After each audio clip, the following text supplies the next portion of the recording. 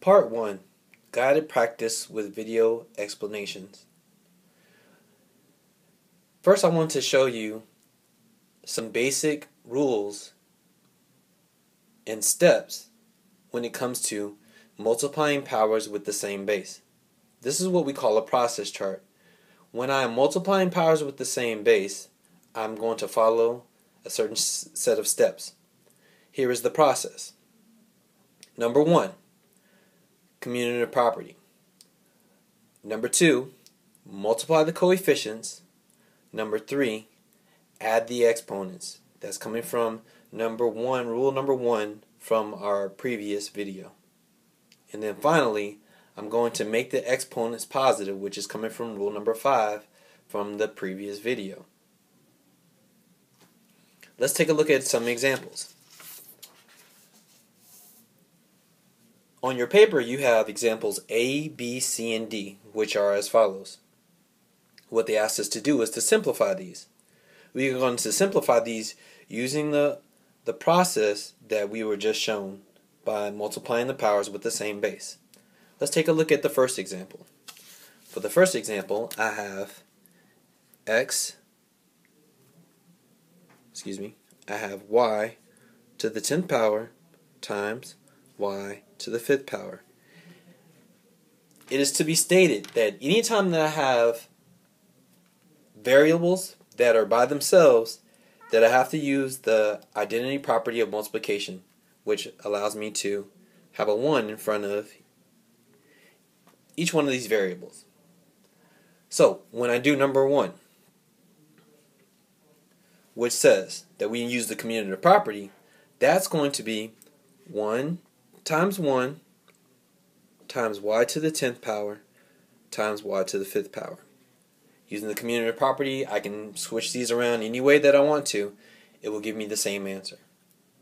Next, when I multiply these two together, 1 times 1 is equal to 1.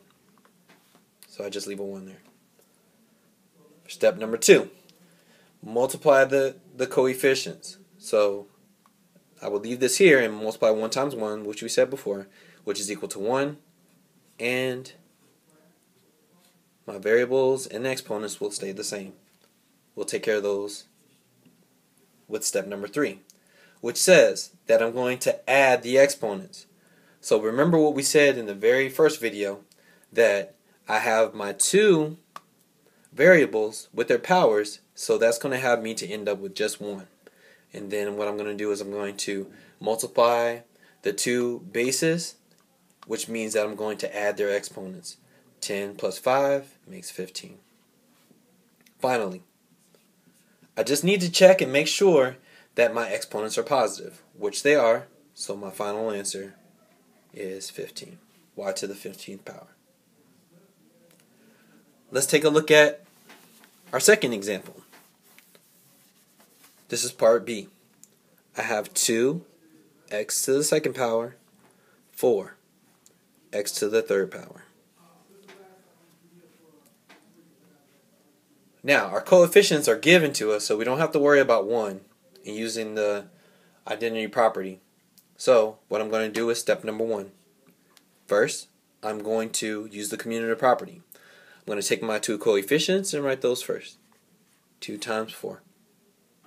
Then also, I'm going to take my two variables with their powers. So I'll have x to the 2nd power times x to the 3rd power. Remember that anytime that I have 2 to the x squared, that is the same thing as 2 times x squared. So for step number 2, I'm going to multiply my coefficients. 2 times 4, which makes 8. And then I have x to the 2nd power, x to the 3rd power.